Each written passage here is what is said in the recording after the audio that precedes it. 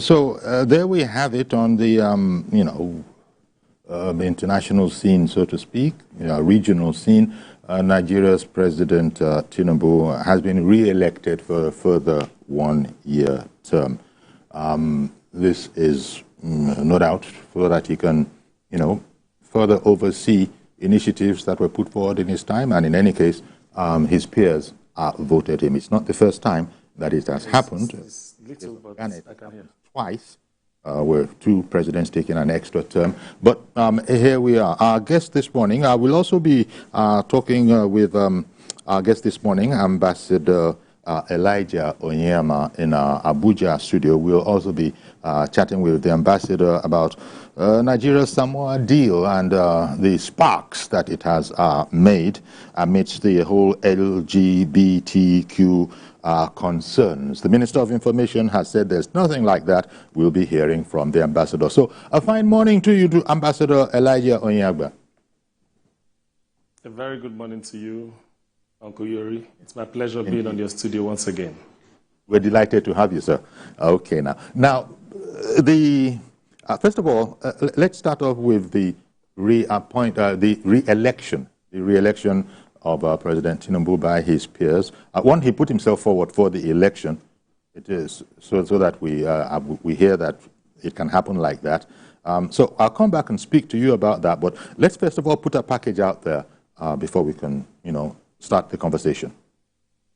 Authority of Heads of State and Government at a closed-door meeting elected President Bola Tinubu to continue as the chair of the authority, which he accepts. President of Senegal was also given a mandate to mediate between ECOWAS and the 3 withdrawing countries. At the end of the session, the president of the ECOWAS Commission spoke with journalists on the resolution of the authority on funding of the activation of the standby force. The experts from our Ministries of Finance will convene within the next 3 months to decide and to assess the various possibilities of raising internal resources to fund the peace and security operations that the community will undertake. There is no specific formula yet. Let us wait for the outcome of the expert consultation. He also spoke about the state of the eco currency of the region and other issues. Time frame given for the launch of the single currency is 2027, provided the various convergence criteria are met. The challenge is meeting those convergence criteria, and the member states are encouraged to work on those criteria. So the time frame for now is 2027, and until the heads of state change that time frame, we will go by that. On humanitarian efforts, the president says ECOWAS has made a provision of about $9 million to support displaced people in the region and another $4 million to support countries hosting some of the displaced persons. Moyo Thomas, TVC News, Abuja. Okay, thank you very much, Moya. So, as you could see, there were other issues that were discussed, but I imagine that principle among them would have been the re-election of President Tinubu by his peers to chair the authorities of the participating countries. Okay, Ambassador Elijah, any surprise there? Because I was reading that usually this kind of a thing happens if there's agreement of peers and if the person whose election is to be, how do they put it now, to be extended or to be repeated, it'll be because he did make the request. So in the first instance, our president did put himself in there first? Well, not very clear if it was his decision to seek for re-elections. But whatever be the case, I think I will start first of all by congratulating the president for being re-elected into that position once again. You know, the first election was on 9th July 2023 in Guinea-Bissau. In the wake of the the coup d'etats, within the Sahel states, even very close to us, our neighbors here, Niger, and you must say that the presidency, the leadership of Mr. President took off, within the sub-region on a very rocky start, So it was about providing leadership and finding a way of addressing the challenges within the sub-region. And of course, you know that the prime pillar, one of the prime pillars of the president's foreign policy is democracy, and Nigeria's support for democracy across the world, and of course starting from our region. And he had taken that mantle of leadership at that time, and there was also a special envoy that was appointed at the time, which is the president of Togo, President Nassimbe Yadema, to negotiate with these countries that have this coup d'etat. And that, if you begin to access what has happened, yes, there were sanctions that were placed on the countries. Yes, they responded by saying that they were pulling out of ECOWAS and having their own Confederation of Sahel States, which is what they've done. ECOWAS actually pulled back on the sanctions, and then after a couple of consultations with the leaders. And at this point in time, invitations have been sent out to them, but we must also note that the decision of the three presidents, or the three nations that had coup d'etat, that's that of Mali, Burkina Faso, and Niger, were actually against the provisions of the ECOWAS protocol, which gave a certain timeline for you to be able to pull out, and the responsibilities that you must still carry even within the same period that you had given notice. Of course, ECOWAS responded by lifting the sanctions, and then of course extending invitations to these countries. It remains to be seen what their position is, but of course we had in the news that they had gone ahead to sign the agreement that will allow the three of them form a confederation. Of course, at this point in time, we've always believed that it has to be politics, it has to be diplomacy, it has to be dialogue that can resolve these kind of issues, because these have become a political problem. And upon President Tinubu's re-election yesterday, I believe that the idea behind it is because it's also done relatively well, creating stability and, of course, providing direction on how to manage these issues from when they started up until now. So credit must be given to the president. And I believe that his colleagues would have looked at the issues and felt like there would be a need to continue in that line. And that's probably the reason why they would have consented. It doesn't even matter, even if he had said even if it was himself that put himself up for re-election, if his colleagues obviously didn't think, because remember that ordinarily these things are, the presidency of that position moves between the Anglophone and the Francophones. So the expectation originally is that it's supposed to actually go to one of the Francophone countries. But of course, the leaders, rightly made a decision to ask President Tinubu to continue. It's actually an indication of responsibility that he has also done well. And of course, so many things that he has started, they expect him to drive to a logical conclusion. Indeed. And he should be given the chance to oversee it. Well, when you look at it, as you put it, the president, in steering the group, he's received much commendation, but for the fact that he has emphasized democracy and security. In fact, his insistence on democracy probably, led into some sort of sticky paths, but nevertheless, the president knew, when to sort of, chill a bit, to say in undiplomatic language, and things were reverted. Even as we speak, you just mentioned the president of Togo. I believe that he and the newly elected president of Senegal, have been appointed as special envoys by the president to further broker peace and see what could be done to bringing those brother countries, is it sister country now? Countries seem to take the pronoun of a woman. Those are other countries in Africa back into the fold. Yes, I think what has happened is a step in the right direction.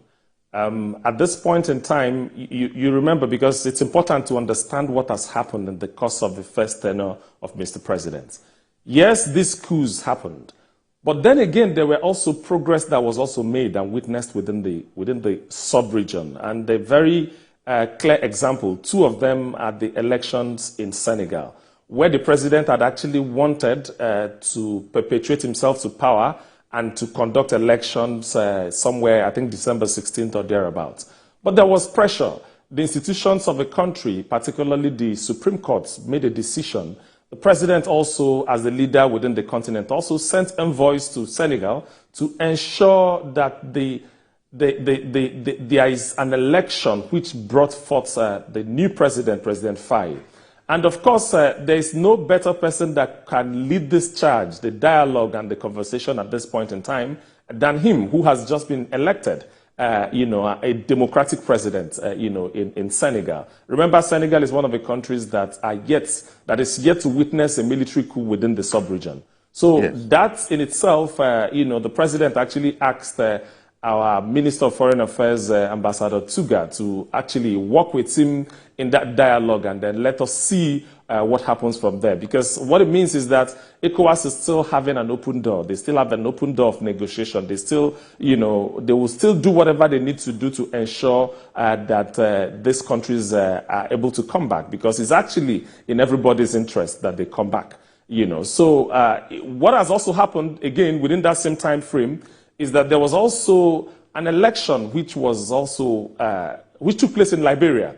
A very good example, a sitting president, John Ware, Ware lost the election, and then, of course, had to help. He did a lot in ensuring that there was a smooth handover from one democratic, government to another. There was also an attempted coup in Guinea-Bissau, where the president also stepped in and sent envoy to be able to assure the country of Nigeria's support. So clearly, within this period, yes, we've witnessed this, coup d'etats. Remember, ECOWAS is 15 member states, and 3 of them have, were the ones that pulled out. But there's actually a 4th one, which is Guinea-Conakry, that also has had a coup, but they actually didn't pull out from ECOWAS. And we must also have the patience to go back and understand the real issues. The real issues is that when political leaders begin to amend the constitution to be able to perpetuate themselves in power, that's actually what you can refer to as a civilian coup. That's actually why when you see these coups happen, people begin to think that that's a reprieve. People begin to, support it, quote and unquote, initial support, which obviously down the line, you will find out that, it's not as good as what they thought, because, you begin to look at issues of human rights. You begin to look at issues of right of expression. You begin to look at several other issues that will always come up. Which is the reason why the president has made it very clear that there will always be a support, because no matter how bad democracy is, it can actually not, not be compared to autocracy. So clearly, from all indications, it's very clear that there were progresses that were made in the last 1 year, and that's probably the reason why other member states have asked the president to continue to put that leadership. And the president has actually selected a new person who is just a new president, President Faye from Senegal, to say lead this course on behalf of ECOWAS, work with our Foreign Affairs Minister, Ambassador Tuga, and then report both to the ECOWAS Commission as well as to the president on what is going on. And, it's what the president has done is to ensure that the horse has been taken to the stream. So whether or not the horse drinks the water is a different kettle of fish, altogether. But the horse is already there. There's a horse and there's a stream. So we are hoping that our brothers will reconsider their position and, of course, understand the challenges that are there. When Brexit happened, when the UK pulled out of the European Union, what it meant was that even the UK citizens that were working in Brussels, in European Union Commission, had to, they had to all pull out and get back to their countries. Nigeria, Abuja here hosts, ECOWAS Commission. The secretariat is here in Abuja. There are citizens of Niger Republic that are staffers there. There are citizens of Burkina Faso and Mali that are staffers there. So some of the long-term implications of these are some of the things that we believe that the presidents of these countries will consider. Because the region is better united. the region, once we come together, it means that we can do a lot within ourselves. Yes, I agree with the fact that, there is, a lot of challenges here and there, but it's actually the responsibility of political leaders within the sub-region to show leadership. The idea of amending the constitution to be able to ensure that you're in power for as long as possible should no longer. ECOWAS must have zero tolerance to country presidents that keep on amending constitution to be able to perpetuate themselves in power. And that's where the problem starts from.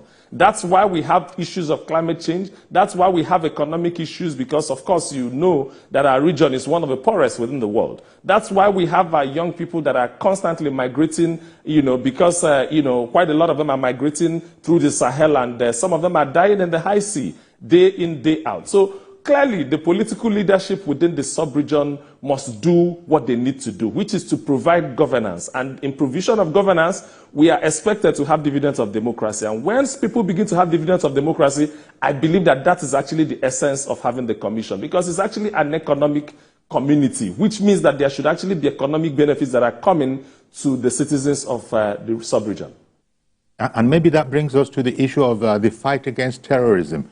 The president, the chairman of ECOWAS, our president, two offices, the same person, he believes that we as a body, as a group, as a bloc, have to finance the wherewithal to be able to withstand and pull off the putting down of all these fires, these insurgency fires that we see all over, these terrorism. I don't know how well do you think that's going to, because when he himself said that there's a shortage of funds, and he's well aware of it, but he still says we have the obligation to pay our dues to ECOWAS, and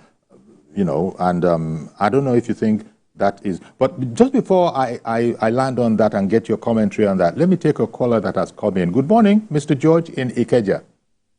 Good morning, Uncle Yori. Okay, good morning. Thank you for calling in. And good morning to the young ambassador. Okay. Uncle Yori. Thank you very much. Good morning. Uncle Yori, I would have been surprised if the ECOWAS heads of state did not re-elect the president. Because as soon as he came in, he brought life into the community. And you see how democracy became the norm in the talk around ECOWAS. That didn't happen before. And for it to sustain for another 1 year is a wise decision they are taking. So I wish them luck. Yes. Uncle Yori, I want to ask the ambassador this question about this raging controversy on Samoa agreement. We're going to come to it. I assure you. I said it at the top of the program. We're going to come to it. Okay, but let's come out of this, and then we'll come to that whole Nigeria-Samoa, deal. Okay. Thank you very much. All right. Yeah. So I was asking you about the president, admonishing, the region that we need to be up to scratch with our dues to ECOWAS. When there's money involved, is there sometimes a foot dragging as well? Well, thank you. Again, this is where leadership has to come in, because the challenge with the commission is not just about introducing a standby force. The issue is about funding. And it's also about priority as well. Nigeria even has been owing, and of course, one good news that came out of this meeting yesterday was that Nigeria committed to pay its outstanding debts, which is the ECOWAS. It said it was going to lead by example. Yeah. Yes, exactly. And quite a lot of countries haven't been paying. If you follow what has been going on, countries like Cape Verde haven't paid for a very, very long time. I'm not even sure if they've ever paid at all. So clearly, it's about funding. But I also think that we need to be a bit careful as well, because, if you go back to where we had the ECOMOG, it's always a system where this thing starts, and of course, the secretariat is here in Nigeria, then it becomes a Nigeria responsibility. Most of the countries won't do what they are supposed to do. But clearly, democracy and security were the issues that the president was driving at. And clearly, I understand the need, because having a standby force is clearly to ensure that wherever we have issues, this standby force can actually step in and find a way to, bring some level of sanity around that region. But I also think that we need to tread very cautiously. As a nation, we have got quite a lot of issues that we're dealing with at this point in time. We have a lot of economic challenges that we are focusing on, just trying to get our acts together. So I think, the wise decision is to, first of all, pay up debts. And if the funding that is available can carry out, can carry the activities of having a standby force that can always step in the event whenever there's a need for that to happen, then that's fine. But honestly, from the point of view of the president, there's a need to have that because when, insurgency, this is also one of the most terrorized sub-region in the world as of today. So there is a need for us to have some high degree of preparedness in responding to these issues. It's not just when they happen, you begin to respond. Sometimes it's good to prepare ahead of time and wait, but again, it's a matter of priority, and I believe that we must ensure that we are not overstretching ourselves. We must ensure that whatever we are doing, and there's no better person to take that decision than Mr. President, and ensuring that we are not, stretching even our military. There must be something we can do to continue to ensure that whenever the need for this arises, that there will actually be some level of responses that will come from all of the countries, not just a Nigerian thing. Let it not just be that it's Nigeria again, Nigeria forces, Nigeria funding, etc., etc. Okay. Sani Adenuga in Port Harcourt. Good morning to you, sir. Good morning, Uncle Yori, and good morning to the ambassador. Thank you very much, Mr. First and foremost, I would like to say congratulations to President Bola Ahmed Tinubu for his re-election as ECOWAS chair. However, it also needs to be stated that the fact that the president avoided conflict, especially with our nearest neighbors, I think in this ECOWAS time of his, I think he has made a great effort. And that needs to be really emphasized because, for instance, again, we have Nigerians who are our cousins, our brothers, who are relations in this part of the country. Part of Nigeria, the time there was supposed to be heightened tension. Of course, this is understood. I don't happening somewhere. It's a very difficult balance, but we need to say a big word unto him for avoiding conflict with our nearest neighbor, and we hope that in the next 1 year and going forward, future leaders will take example from that and we look inward rather than prioritizing interests of international parties who have their own interests beyond our own. And I think that's what I would say at this point in time. Wish him all the best and good health as we get on. Thank you. Thank you very much, Mr. Sani Adenuga, calling in. Sani Adenuga is chairman of BOOP's political party in Nigeria. Ambassador, I think I should take a break now, but we'll be right back and we'll continue the conversation.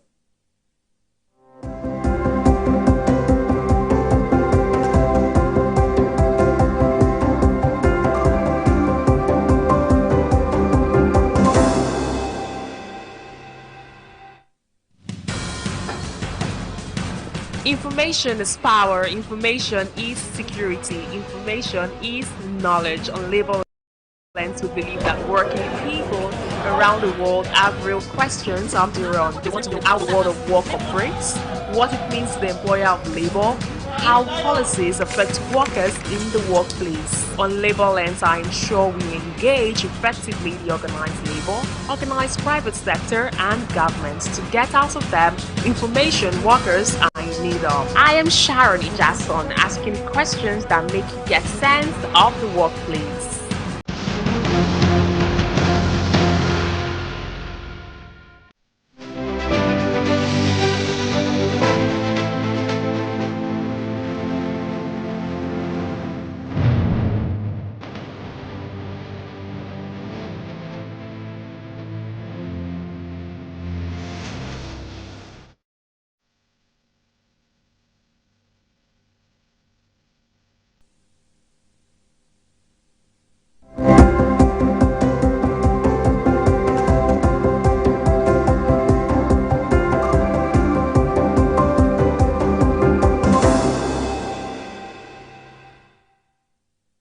Okay, welcome back. And our guest is Ambassador Elijah Onyeagba, former ambassador to Burundi.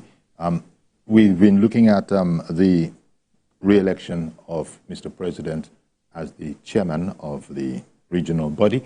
And by all accounts, Mr. President has done quite well. He's been very, very deft. There was a delicate moment when we had said that we would, whatever it took, we would take to this issue. That was in Mr. President expressing his utmost distaste for any contradiction of democracy. But again, with diplomacies and finesse, Mr. President sort of pulled back when the time came. We've spoken about that. Look, in the interest, first of all, he was a listening president. The National Assembly here sort of withheld support for the action.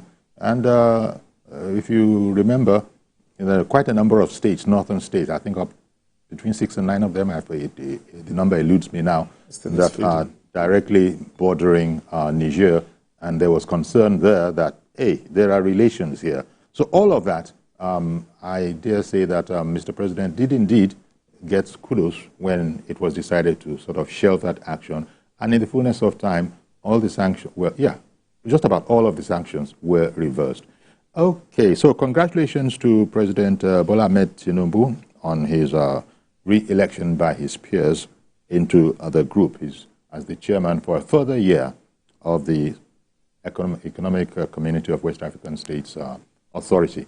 Now, the other thing that's been in the news, especially towards the end of the week and right into now, is Nigeria having signed a commerce, is it a commerce sort of an agreement? It's been referred to as Nigeria's Samoa deal. And that has sparked a lot of controversy because it was supposed to be about benefits in terms of trade and economics.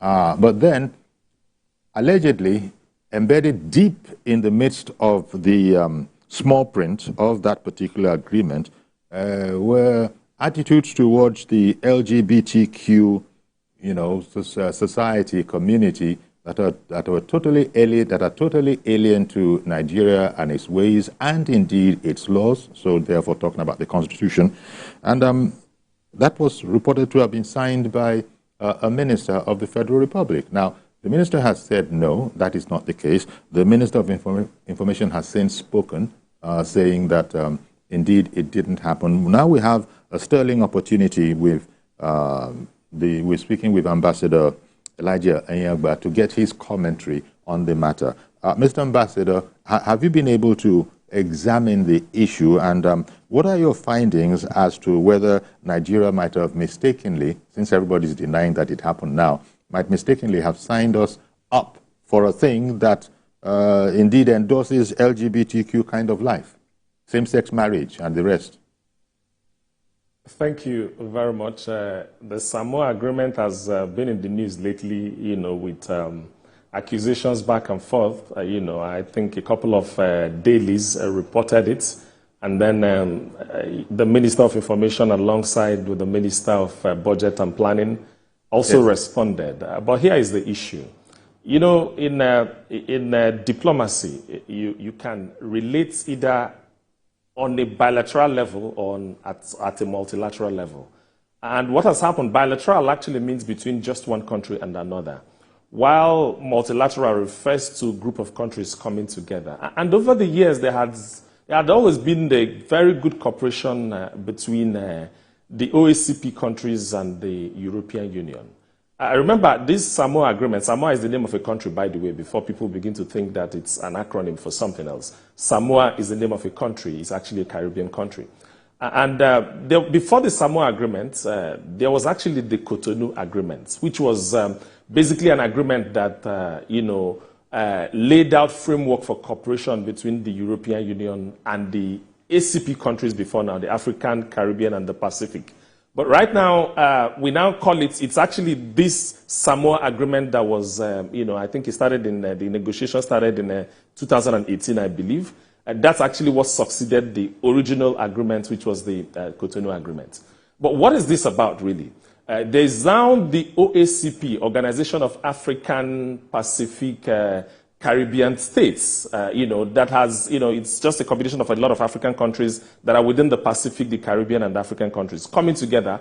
And they are meant to be about 79 member states or thereabouts, and trying to find a cooperation framework that will allow them to cooperate with the European Union states, which the EU is about 27 member states.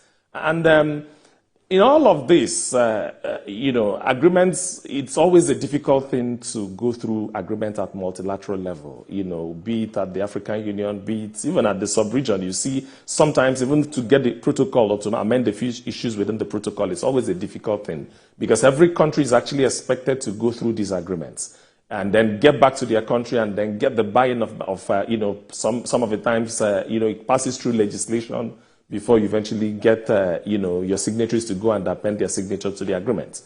So clearly, what has happened here is that Nigeria has signed the Samoa agreement, and they are looking at the economic benefits and other benefits that are likely to come to the country on the account of that. And from the explanation of the Minister of Budget and Planning as well as, the Minister of Information is there to provide us, day-to-day, real-time, correct, valid information about what Nigeria has gone into. And basically, they are saying that there are about over 200 areas of cooperation that is provided for in that agreement. Issues of climate change, issues of good governance, issues on health, issues of peace and security, among other areas that Nigeria has signed into to be able to get a benefit. And what is the interest of the Minister of Budget and Planning? It's also because there could also be some level of funding that can actually be tapped into that can help us, drive our economic policies at the domestic level. So yes, I understand. There is also issues of human rights there, as well, because human rights is a bit, is not just as straightforward as it sounds. There are complex issues that are involved as far as human rights are concerned. But here is the issue.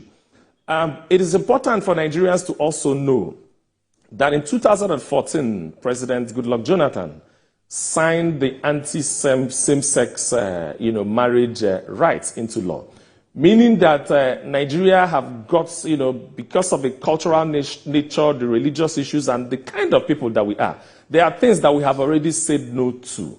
There are provisions and all kinds of punishments that is associated with whoever that is found guilty of, going against, the provisions of that act. So clearly, I think that Nigerians need to understand that we already have that provision, and federal government have come out clearly to state that that provision, the law we have, cannot, the Samoa agreements cannot allow for the practice of any antithetical practice that is against the people of Nigeria, the culture of Nigeria, the religions of Nigerians. And the law within the country. I think that point has been made very clearly, for Nigerians to understand by the people responsible. The Minister of Information is in charge of information in the country. And I'm sure they've gone through the agreement very well before they have actually put up that defense. So I don't think this is a matter that we need to overflog. In my opinion,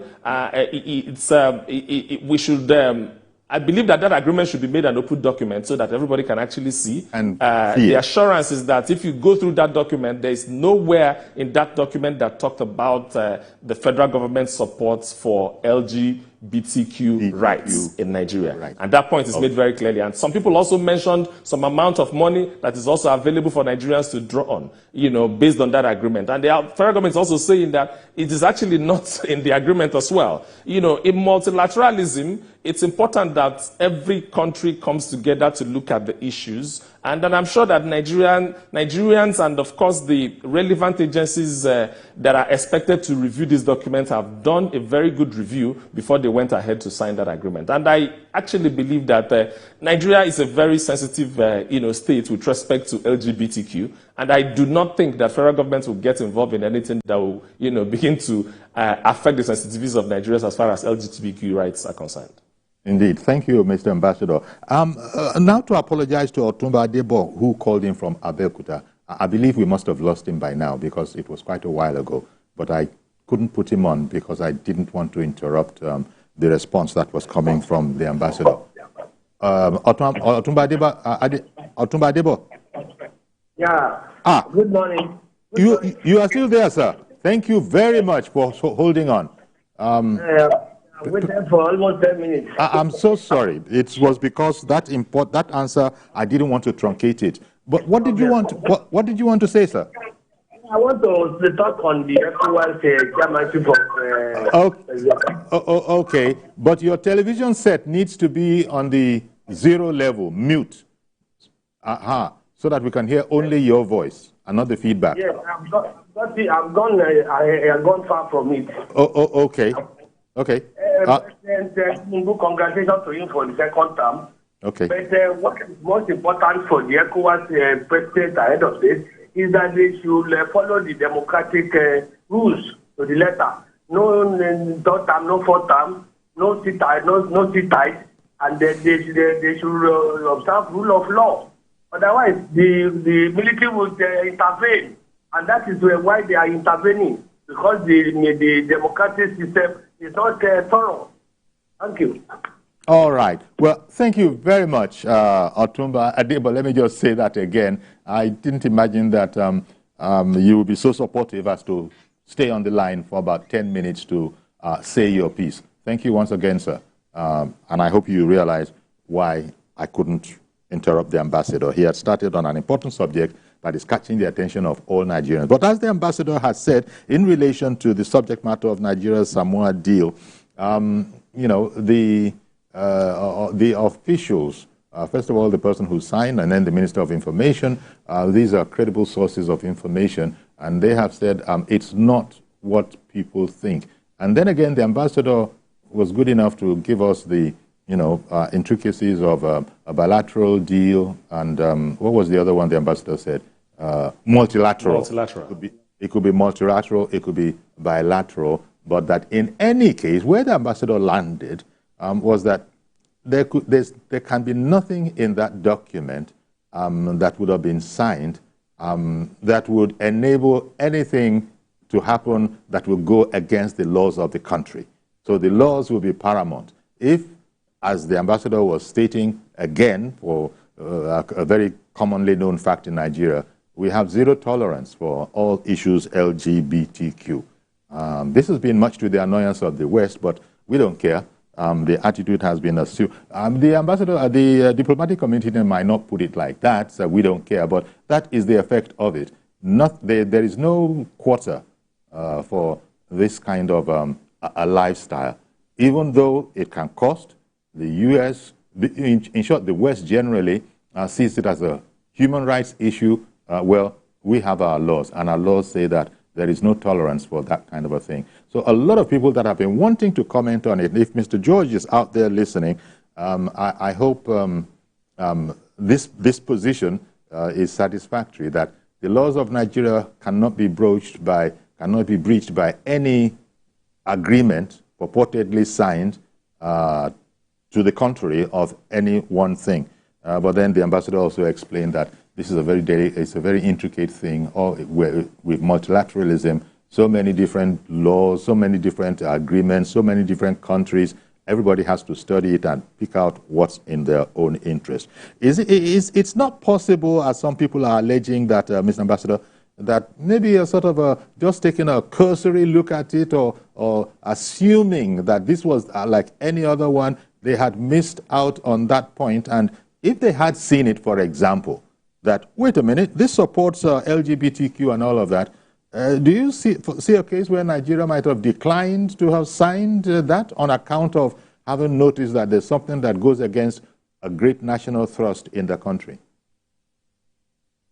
No, what is important here at this level of conversation is that this agreement from the minister's speech, I listened to both ministers when they were speaking, and after the agreement is signed, each country is also expected to provide clarification or to issue a declaration as to what are the conditions for their signing.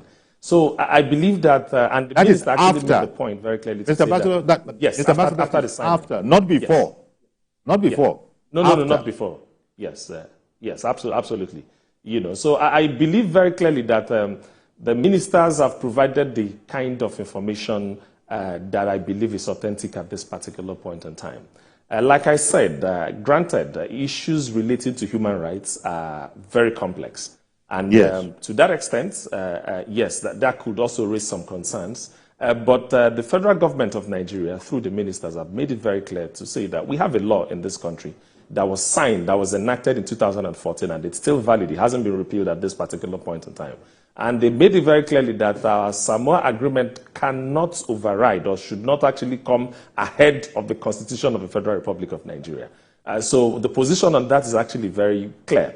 But again, the minister also said that if you go through the agreements line by line, that there's actually nothing that relates to the promotion of LGBTQ rights in that agreement. And again, I also pointed out to the fact that there was also a conversation around a certain amount of money, about 150 billion, that was the reason why Nigeria signed onto the agreement. And the minister also refuted that to say, even though there is actually some level of benefits that can come economically, but even that number is also not clearly stated in that agreement as well. So we are waiting, Nigerians are waiting for further clarifications on this, for declarations to be issued so that we can actually put to bed concerns that Nigerians have with respect to this. Because like I said, this is a heterogeneous country, a heterogeneous state that have got, that can be very touchy about some of these issues. So I believe that it is the responsibility of federal government, which they have done now, to continue to provide clarity and provide more information for Nigerians to actually understand what is going on at every particular point in time.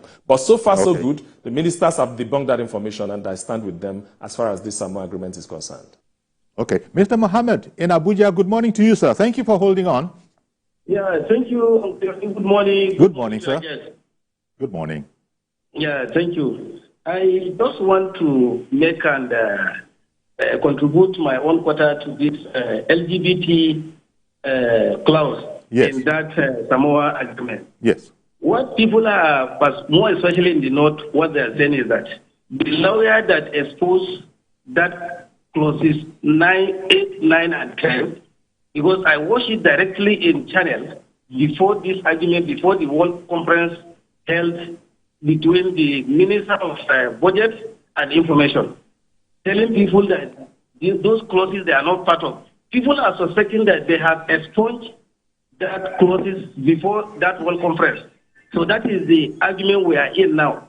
But what I want the President to know is that this is Muslim ticket. They campaign on Muslim ticket, and the northern part of Nigeria voted for him vehemently just to support him. He should not delve into that issue, please.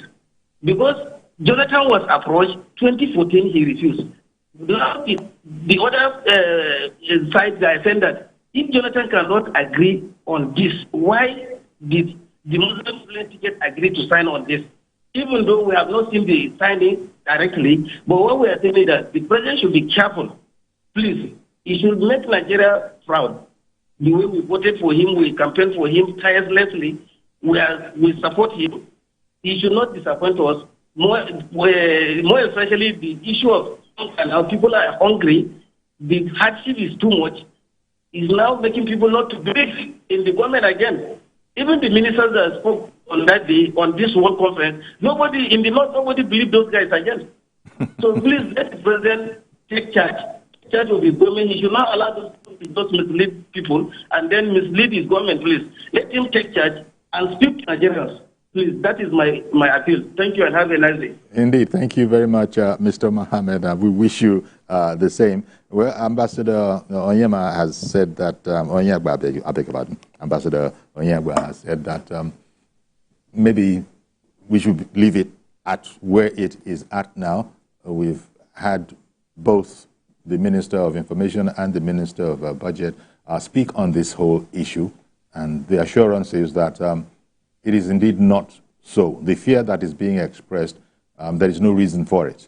And it's probably, as the ambassador suggested, it's possible to overflog this particular horse, and there was no need for that because we have the good information.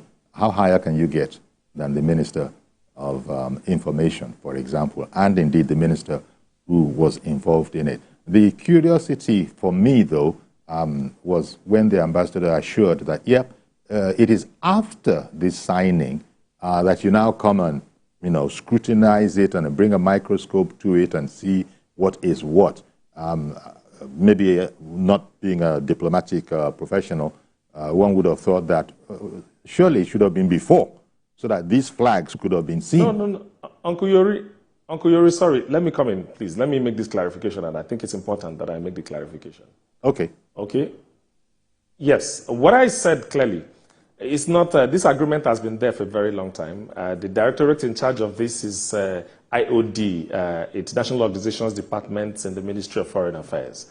And Nigerians don't just sign an agreement. Agreement, before it's signed, have a procedure that it goes through. Sometimes Ministry of Justice also gets involved. Sometimes other ministries that, in fact, more often than not, you can even have an interministerial committee that is set up to look at every sector of the agreement before it's eventually signed. So it was not a blind signing that we did. But you cannot start issuing a declaration or explaining the basis for your entrance into an agreement before you enter into that agreement. Nigeria have studied this agreement very well and was comfortable with the provisions before it went ahead to sign. But there's also a provision there that you can now make a declaration and begin to educate your people on the framework for implementation. That's what I was referring to, that you can actually do that after you have signed the agreement. You cannot begin to talk to people or to talk to your country on the framework for implementation for an agreement that you have not consented to. So that's the point. That's the clarity I just wanted to make. So it is not that you start to scrutinize the agreement after you have signed. No, not at all. You scrutinize the agreement, agree to every clause therein, and then you sign. But there is also another level, which is now the framework for implementation of that agreement, which you have to also come to the table again to, like I said, diplomacy at the multilateral level is very complex. So these issues are very clear, and I believe that the federal government of Nigeria are adequately informed, and they are adequately, in a position where they know clearly what they are doing under the provisions of this Samoa agreement. So we are also waiting, because it's about information now. Nigerians are asking for more information, so that clarity needs to be made. But you cannot begin to clarify. You can't begin to say, okay, this is what we are going to get, this is that and that. All of the implementation protocol and procedures will follow after you have signed on to the agreement. So we expect further clarifications from government as far as that Samoa agreement is concerned. But the clarity on the fact that we have not signed onto an agreement that supports LGBTQ rights, that's the position of the Minister of Information, who is very qualified to make this clarification as far as federal government and the issue regarding Samoa agreements are concerned. Okay. Now we have just a couple of minutes more, and I had wanted to bring up this subject matter. I don't know if you are at liberty to comment on it, and that's the issue of appointment of ambassadors. Thus far, it would seem that in this administration, there haven't been as many appointments as might have been given the same length of time. Does that strike you as about correct? And as I said, are you at liberty to speak on these kind of matters, being an ambassador yourself? No. What I can say is that I think it's important that Nigerians know that ambassadors serve at the pleasure of the president. Clearly, you don't serve because you want to be an ambassador. Ambassadors generally serve at the pleasure of the president. And I believe that the president will appoint ambassadors when he feels the time is right. And I know that I'm sure sooner than later, something is going to happen in that direction. But clearly, the commander-in-chief of the country is the person that takes this decision. And I know that there will be some movement in that regard sooner than later. Okay, I suppose, yeah. So we'll have to leave it at that. Appointments to ambassadorial positions are made at the pleasure of the president, and in the fullness of time, when it is right, such appointments will indeed be announced. Well, thank you very much, Ambassador Elijah Onyeagba, former ambassador to Burundi, for coming on the program this morning. Thank you very much, and thanks for having me. All right, then. So we're going to leave the program there. Do please join us tomorrow for a fresh edition. I am Yori Folare. Bye-bye for now.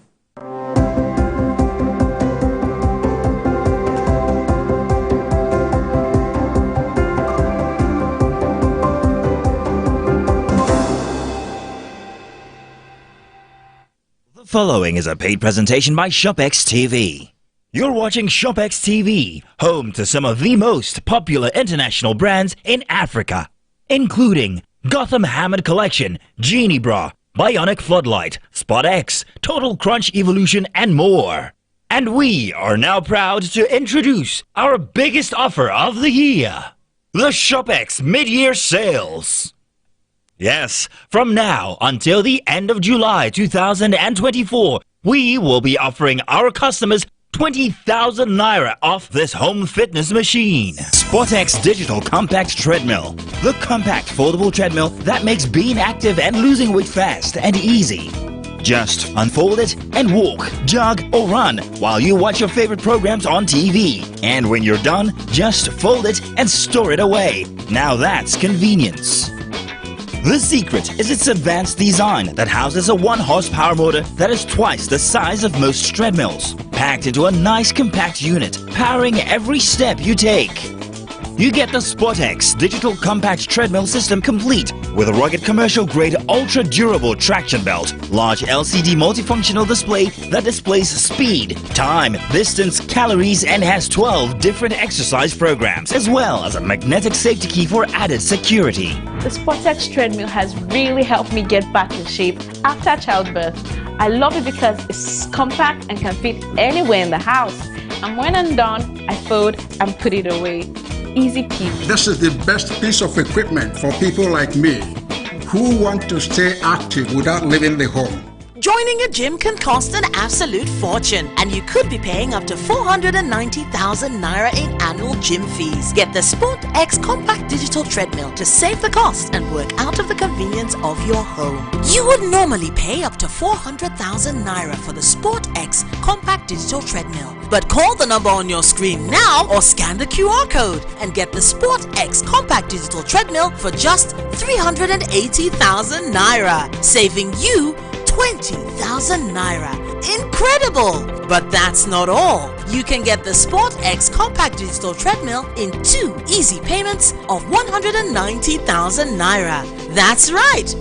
Pay twice to get this amazing fitness solution. But wait, there's more. If you order now, you get the SportX Compact Digital Treadmill delivered to you for free wherever you are in Nigeria, and it comes with a ShopX 30-day money-back guarantee. But hurry, limited stock available, so call the number on your screen now or scan the QR code or visit our website to place your order while stock lasts. The proceeding was a paid presentation brought to you by ShopX TV.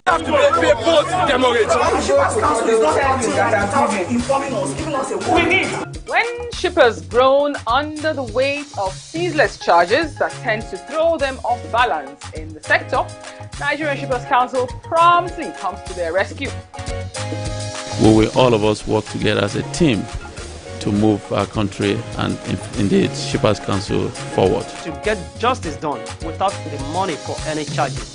A tidbit, the world, and the first to break the 24,000 TEU mark. Allah Illan Drive port is born again. Finally, the eagle has landed. The essence of a dry port is to decongest the port and make the shipping services nearer to shippers. Join us for a smooth sail on your favorite maritime program, The Shipper, brought to you by Nigerian Shippers Council, Nigeria's port economic regulator.